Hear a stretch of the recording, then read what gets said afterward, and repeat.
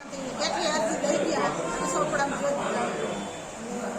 છોકરા નાના છોકરાનું ધ્યાન રાખવું કે અમારે કામ કરવું. એક તો રોડ ચાલે આમ રોડે તો હાલતા નથી વાહન લઈને સાધન છોકરાનું ધ્યાન રાખવું અમારે કામ કરવું. 4-4 દીએ કચરા વાળો આવે છે અને નીચે ઉતરીને કચરા લેવા નથી આવતો અને સફાઈ કરીને અમે અમારા ઘરને આમને રાખીએ છીએ. તો એ લોકો નીચે ઉતરીને કચરો ભરવાનું કહી તો અમને ખોટા જવાબ દે કે ભરી લેશું ભર્યા વગરના વયા જાય કે. તો હવે અમારે છે કેટલી વાર રજૂઆત કરવા આવી તમને અહીંયા કચરાનું તમારે હવે અમારે સગવડ કરવી જોઈએ. કચરો અમારે એકત્ર ટ્રેક્ટર આવે છે અને અમને ફિક્સ ટાઈમ આપી દો ને આ ટાઈમે એની મન પડે ત્યાં ટાઈમે આવે ને અમને નહીં મેળ આવે જરાય. બોલો.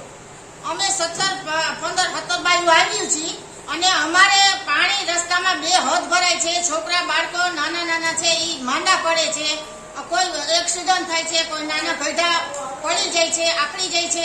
અને અમારે જે છે એ તમે સોલ્વ કરો. જે રસ્તો છે ને એમાં કા બહાર નાખી દો કા તમે અમને રોડનો બ્લોક નાખી દો, બરોબર છે.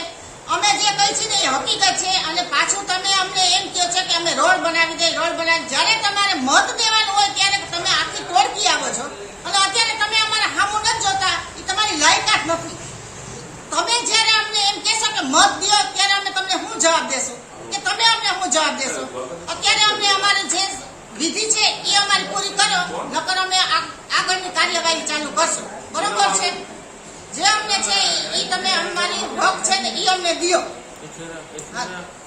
અમારી શેરીમાં પાણી ભરાય છે એના માટે રોગચાળો વધે છે. અત્યારે ચાંદીપુરમ વાયરસ નીકળ્યો છે એની જિમ્મેદારી કોણ લે? અમારા છોકરા કોઈને થશે તો આ તમે આમાં બેડ નાખીને રસ્તો હરખો કરાવો.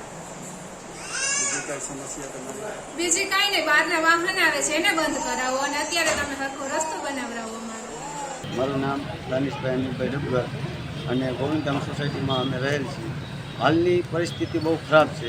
જે ગારો, પાણી, મચ્છર, કચરાનો અને ઝાડવા આજુબાજુમાં અને ફૂલ ગંદકીવાળો છે.